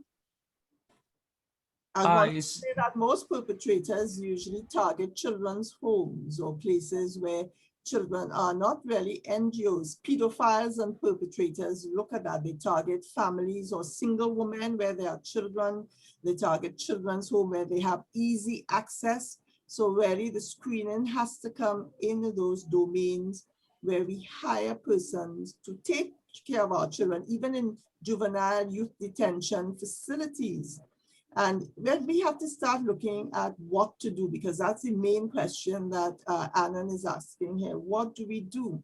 We have to start with having comprehensive sex education programs, not a one size fits all, but as Calvin alluded to, programs that look at diverse populations around racial, ethnic, sexual minorities. You know, we have to have comprehensive sexual education programs.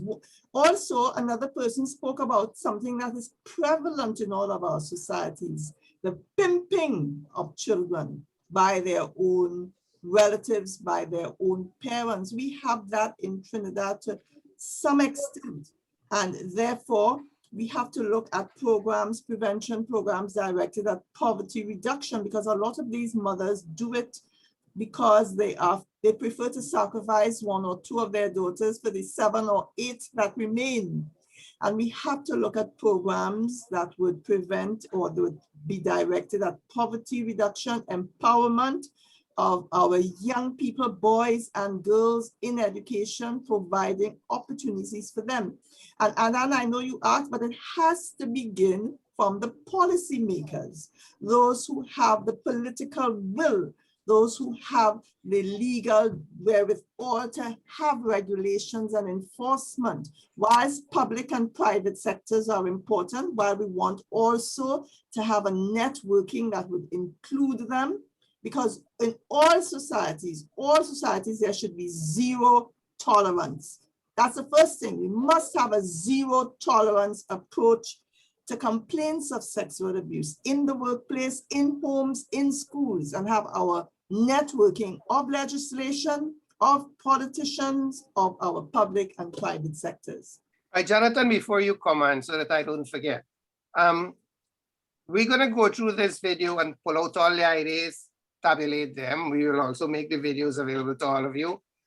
And then we will have to decide on one of two courses, whether we need another session like this to now look at the suggestions and how we can get them implemented, or whether we need to put a committee together to do that. So I will be in touch with you once we've done the tabulation. Yes, Jonathan. So the issue of screening NGO volunteers, it is critical. So what I'm doing with the proposal for Global Sex Offender Registry, and I have I've put it before the government of Trinidad and Tobago what laws to pass. It's just like a 2-line amendment to our sex offender registry.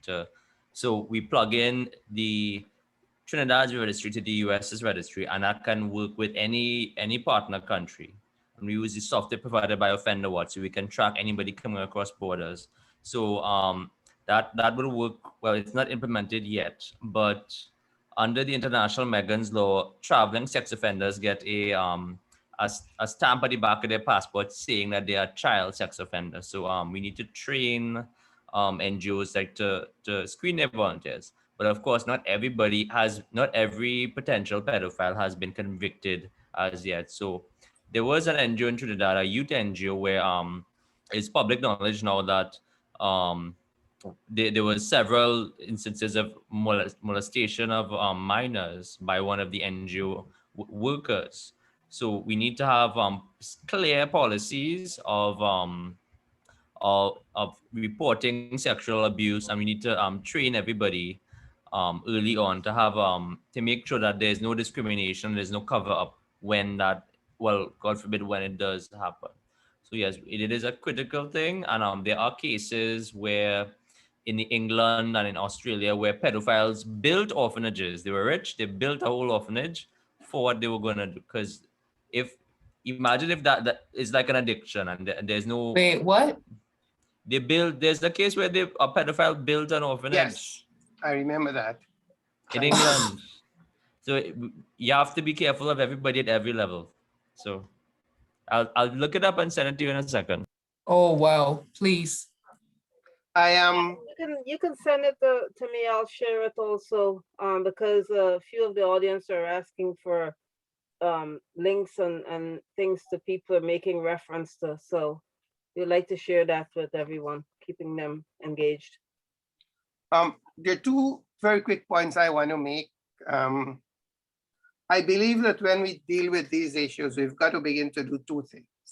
We've got to begin to look at the best practices and everywhere in the Caribbean, and then hope that we can get a best practice in Trinidad to be Caribbean-wide, or best practice in Jamaica to be Caribbean-wide.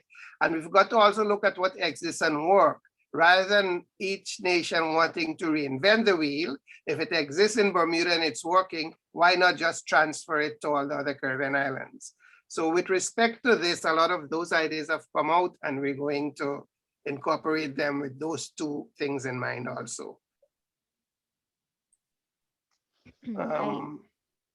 Yes. I do like that idea. I want to also let you know that it is quite a challenge, you know, for adult sex offenders, you know, to be prosecuted. There are many cases that do not even make it to court. In the area where there's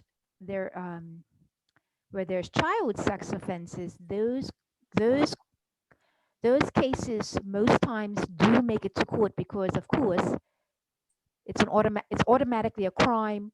It's easier to prove, you know, once the child is a minor. But when you're dealing with adult sexual offenses, you know, they have a very difficult time even making it to court, because it's so difficult to prove, you know, when you have two grown adults. So there is quite a challenge here. And tonight I've listened to the conversation that's been going on, and a lot of it has to do with child sexual offense.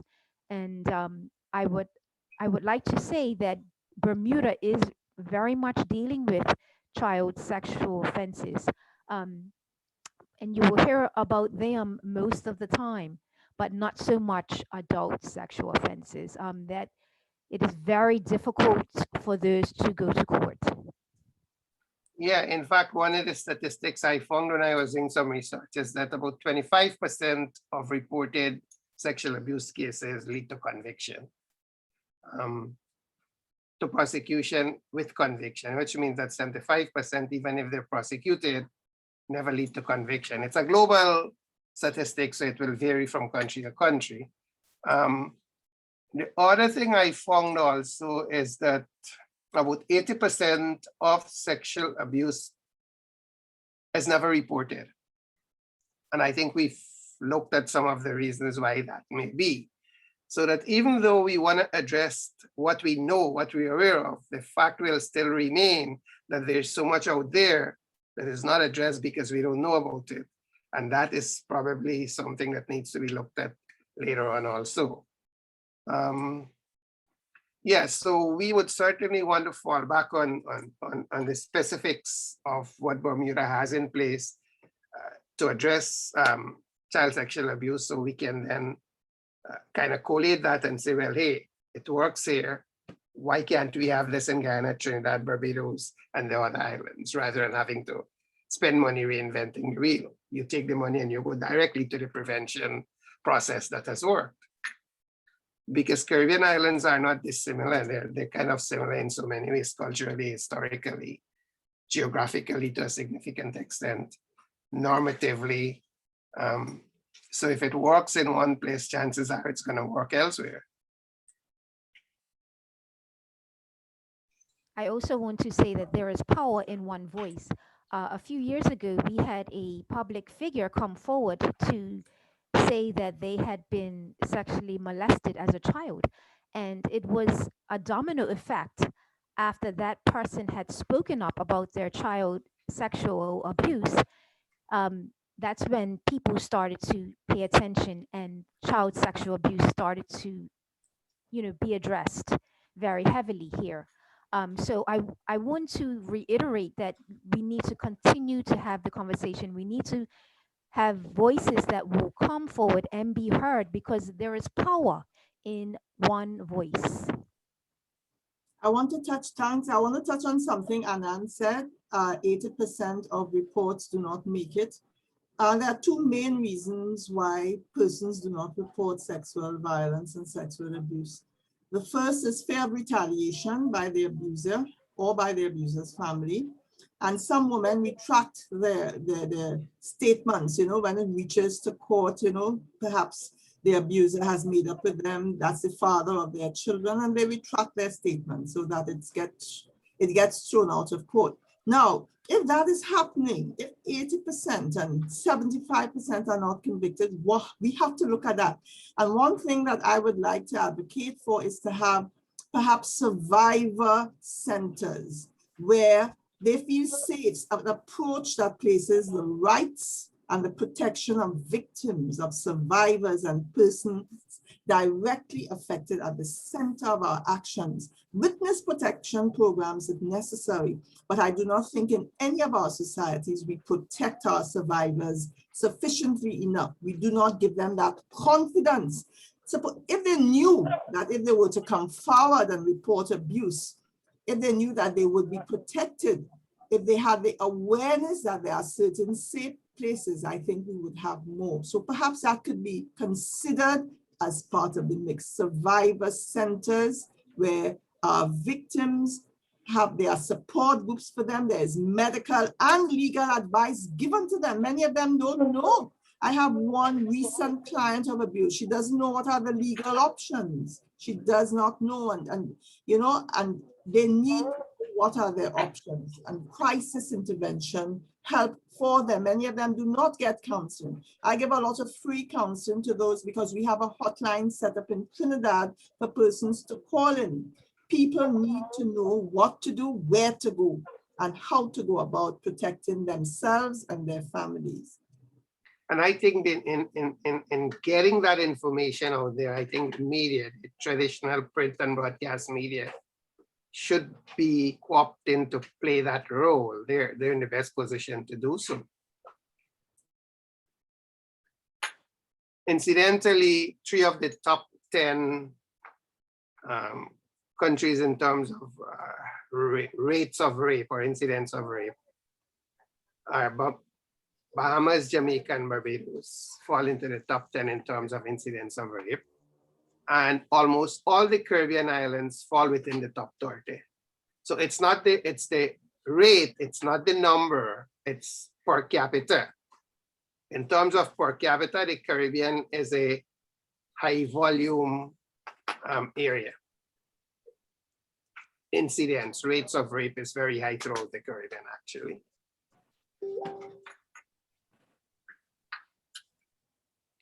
So, yes, somebody.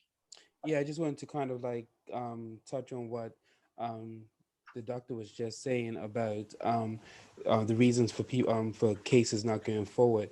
I just want to add another one, and that's the criminal justice process is a big reason why victims retract their statements.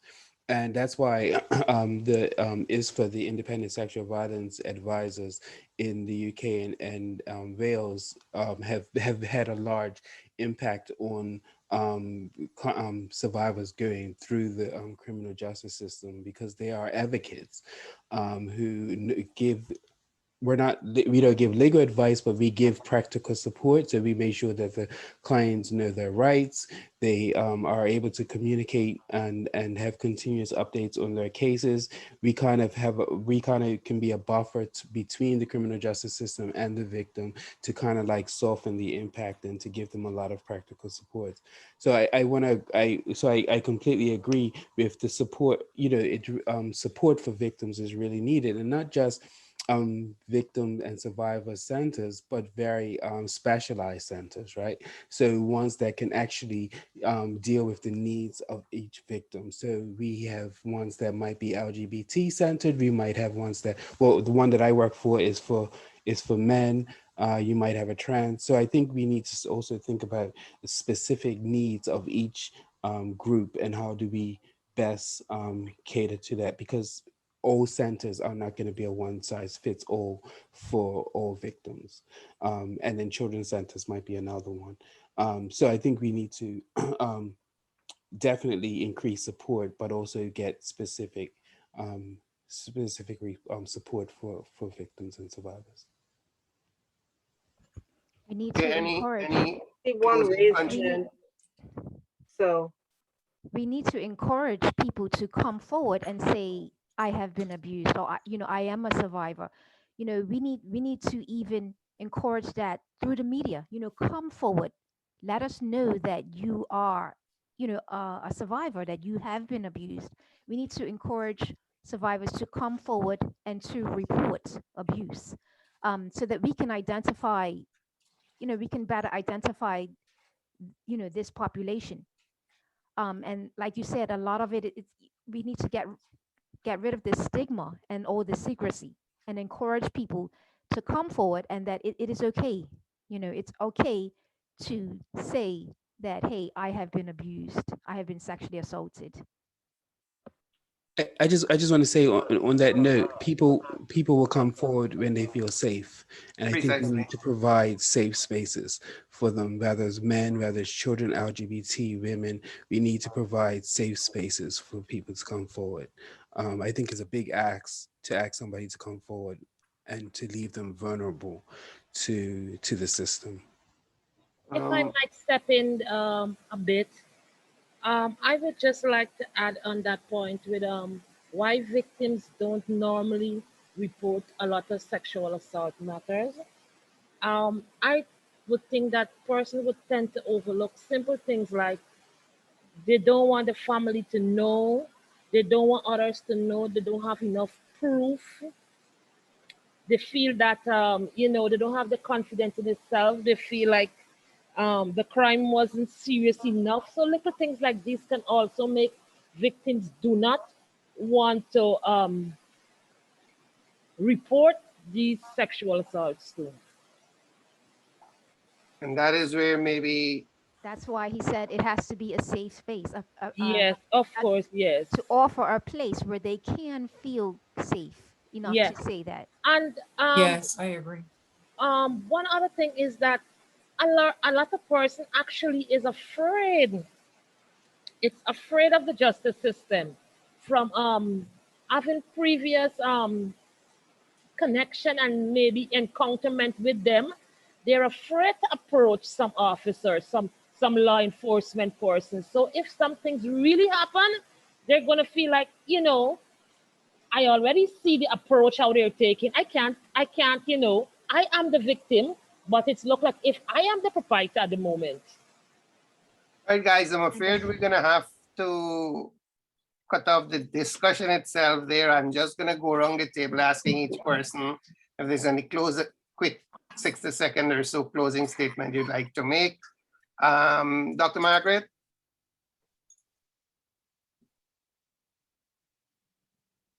All right, again, let me reiterate a couple of the things that I said. It starts right back as early as possible to keep them safe programs. If children from very young know what to look out for, who to tell, where to go, right through the system, that will help. We also need for our media, responsible reporting by our media to halt the continued sexualization of our girls. They need to do better reporting and not let the woman or the girl or the victim be blamed or shamed. Thirdly, as I said, comprehensive sex education programs and public campaigns. We need public, I call them stay away campaigns, so that our older men, our older persons would target them so that we would have prevention. All right, and again, educate our girls, our young boys in families where there is poverty, where there is financial difficulty, empower them. Denise?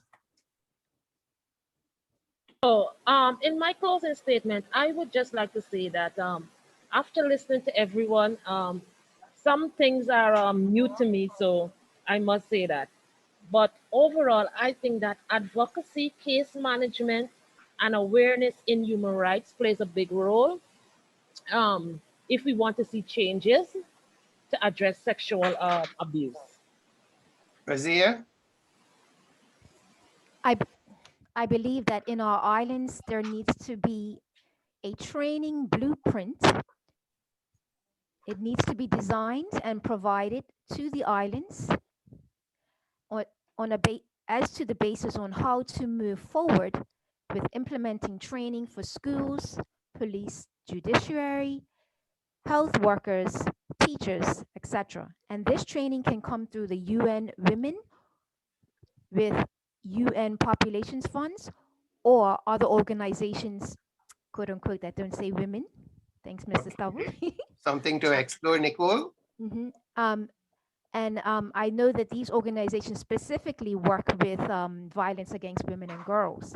And then again, like I said, maybe we need to find the organizations to expand, to all genders and all parts of the community. Yes, we are aware that the UN Women and the United and the European Union together do have a program called Spotlight that they take from region to region over the space of a few years, 2 to 3 years, I think, that focuses on violence against women and girls. But it's something that can be explored with respect to what we're talking about also. Nicole? Yes, I agree with all of the suggestions that have been made so far. My final comment would be, as I said earlier to the parents, even if you don't understand, what the child is saying, or, you might not fully know the situation 100%, or, anybody that a child tells you that somebody else is hurting them or doing something to them that is, could be considered sexual abuse, just always listen and try to investigate it and do your part to, make sure that children are protected. Calvin? I guess I'll repeat what I've been saying all night, is that we need to expand the conversation to include as many victims and survivors as possible. In order for us to tackle this problem, we need to tackle it fully. The other thing is that we definitely need to increase support for victims, survivors, and that should include specialist services to address specific needs of different populations. Rochelle? Thank you. So E4Life continue, that will continue to support and stand with our survivors within the gaps, and also linking them to services and bringing them to a path of healing, place of healing. Dr. Barnaby? It takes a village to raise a child. So in the same way, dealing with sexual abuse issues and violence issues, it takes a multi-sectoral approach to come to grips with the problem. And this also involves evaluation of any programs and policies developed, and must include parents and other members of a family in helping to solve the problem. And I'd like to reiterate what was said about an individual can making a big impact. Yes. Thank you. Dion?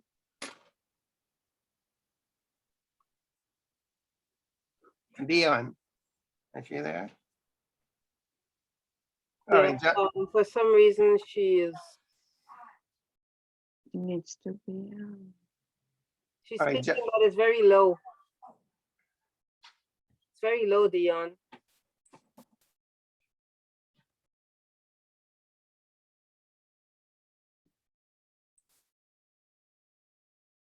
Can't hear. Can't hear, yeah. Sorry. Right. Jonathan, did we give you a last word? All right, go ahead.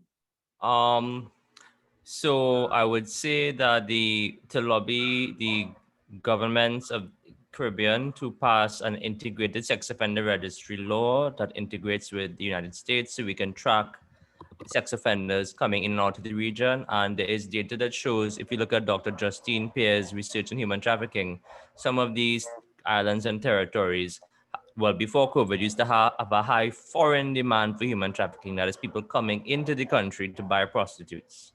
So once we can track these people, we can start to cut down on some of the victimhood in our societies.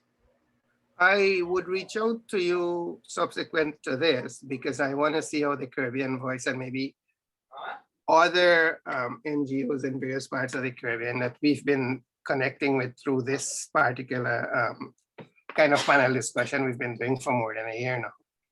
Because that leads me to the point I want to make. I think that, and I think somebody touched on it, that if we can build momentum by bringing NGOs across the Caribbean together, whether it's to address suicide or gender-based violence or sexual abuse, I think the power in that collaboration can be significant enough to get results that individual NGOs would not be able to get, or even a number of NGOs in one specific nation. If we can build this regional momentum, I think it can help us to get the kind of results we're looking for over the mid to long term. So I'll be talking to you, and I will be in touch with a lot of other people. And hopefully, Dr. Barnaby, in fact, has put together a paper on regional approach to suicide that we're going to be working on and that we're going to be building collaboration on. And we've also already been tasked to do a similar thing for gender-based violence. We like to be able to do it for sexual abuse, child abuse. The other thing is we believe in something called piggybacking.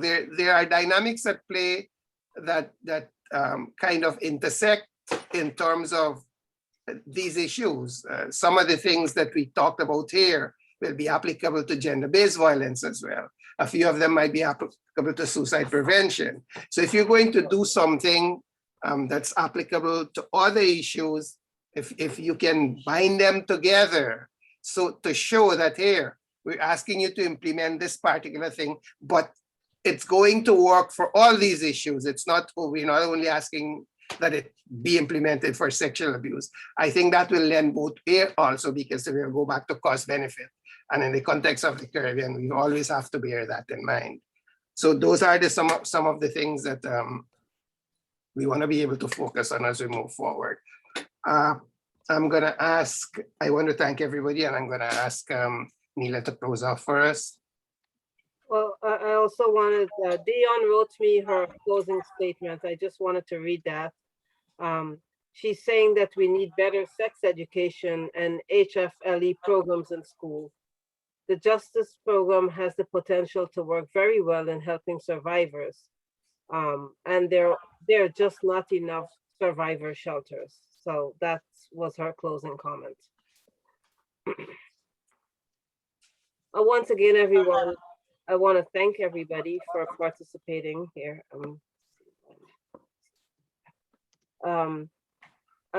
You know, when Mr. Bergeron brought this up and I was asked to co-host, this is a very heavy duty topic, if I have to say so. And I was, as a mother of 3 young children, 2 girls, I live my life in fear of what could happen to them. They leave the house and everything, you know, you lose control. So I want to thank you all for making this commitment to bring awareness to the subject. And the underlying thing that I'm hearing all over is that we have to create platforms and make it okay for survivors to speak up, or for people who are abused to speak up. And my little thing that I constantly think about, what about that little child who is in a remote area, who's being abused and really cannot have no avenue to tell anyone that they're being abused? You know, how do we go into a remote area? So all of this, we have to continue, and we're all on video. So our audience will hold us to this. We will come back, we have to come back with some definite solutions. We may pick our top 3 or 5 items that we would like to address, and we have to, where do we go from here? We cannot just talk, but we have to act. And that's all I say.